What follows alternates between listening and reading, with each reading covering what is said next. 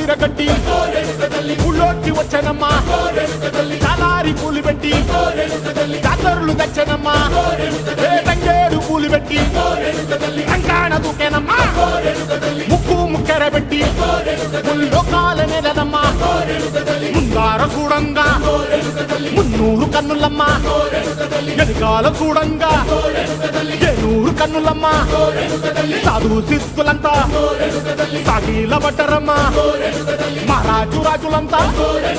మొగారిల్లిరమ్మా కోరిక కోరంగా రంగులు పూసినాము